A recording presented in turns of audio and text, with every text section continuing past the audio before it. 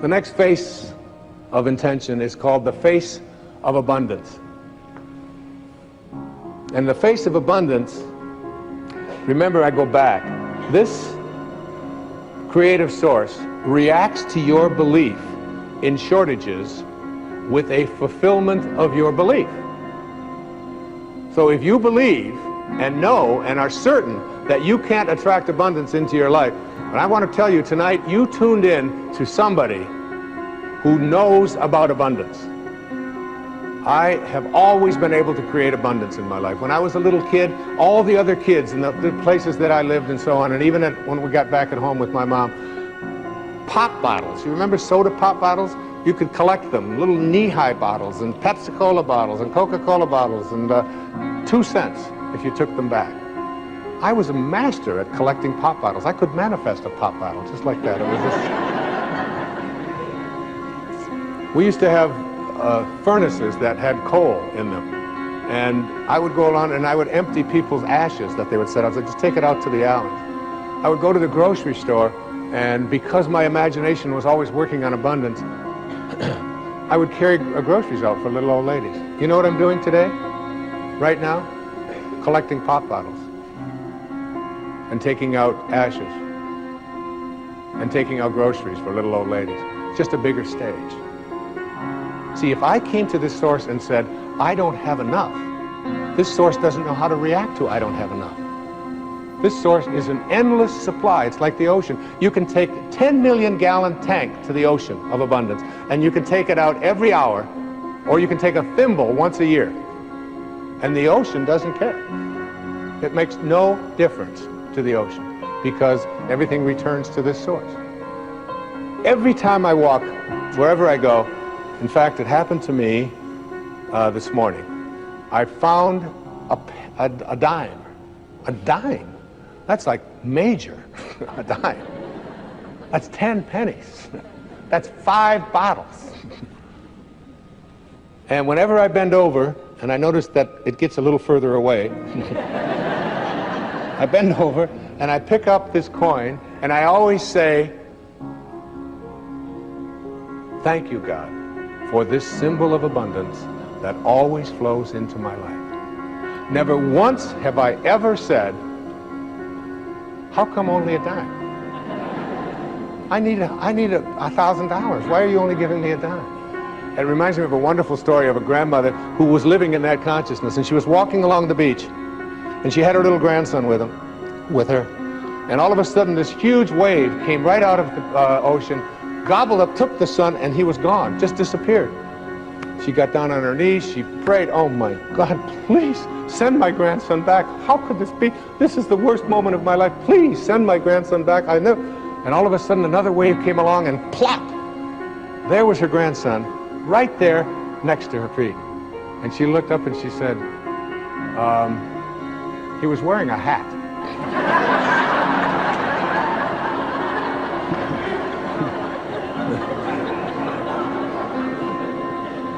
The face of abundance is like you have to come to this source not with what is missing, because it doesn't know. There's nothing missing. This source, which is the source of all, doesn't know about what's missing. When you say, please give me what is missing, it'll just reaffirm your belief in things being missing. You have to come to this source by being abundant, by being in a state of gratitude, by being thankful for all that you are and seeing yourself as attracting more and more of that and being willing to give it away. The final face of these faces, the seventh face of intention, is what I call the face of receptivity. It is my intention to attract ideal people and ideal relationships into my life. This universal source is what I call an equal opportunity provider. It knows nothing about not being receptive. It doesn't show up in you and not in you. It isn't anything that would judge one as better than the other. Are you receptive? Are you receptive to everyone?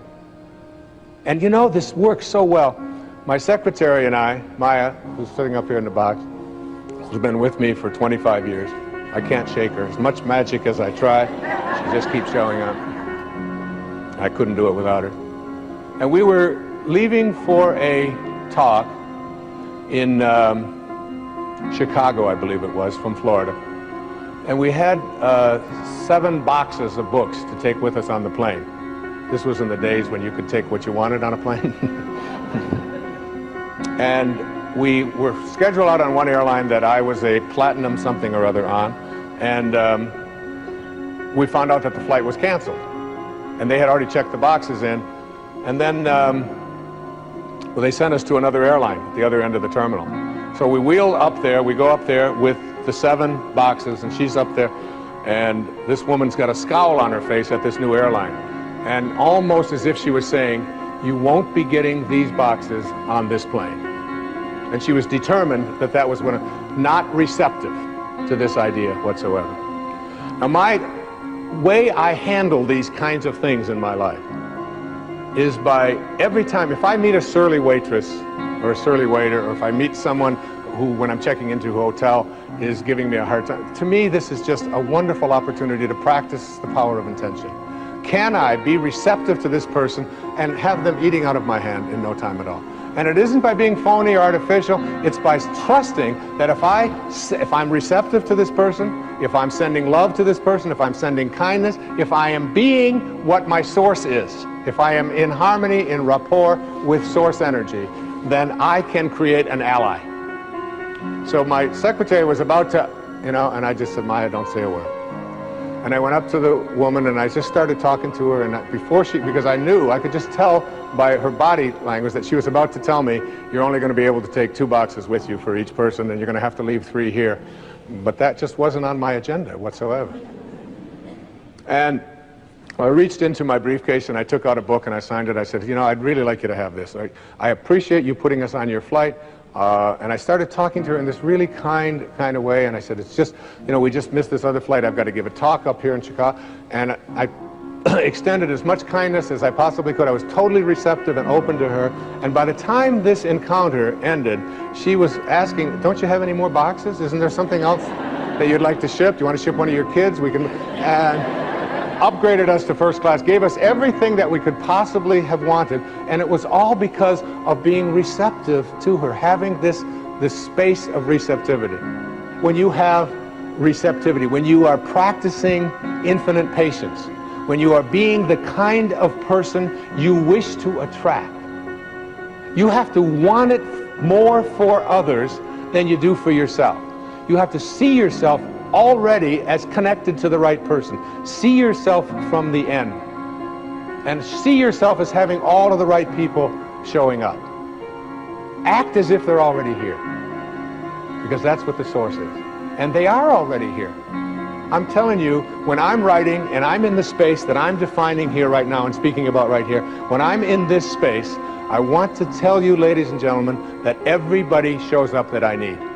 And it almost gets to a point where I get befuddled by it, how beautiful and blissfully it works. I'm even befuddled by you all showing up. We just put a little notice out there and said, come to Boston. Please come to Boston. Isn't that a song? And you all did. Thousands of you. Look at you, all over the place. This beautiful place and these lobbies and going all the way up into, there's people up there. You're 1,000 miles away. You're all here. And when I'm writing, my eyes will glance on a book that's been on the bookshelf for 20 years and I haven't looked at, and I'll walk past it and it'll fall. What is that? And I'll pick it up, and it's exactly what I needed. The phone will ring, and the exact right person will show up. When you're in this place of being receptive, kind, loving, beauty, abundance, when you're in this place, the universe conspires with you to create the right people, the right things. It all shows up. It's not your ego. I don't do it. It's called surrender. It's called, in the recovery movement, we call this letting go and letting God. Just letting go. You have a senior partner, if you knew, who walked beside you at all times on this path that you've chosen. You could never have another doubt that this would work.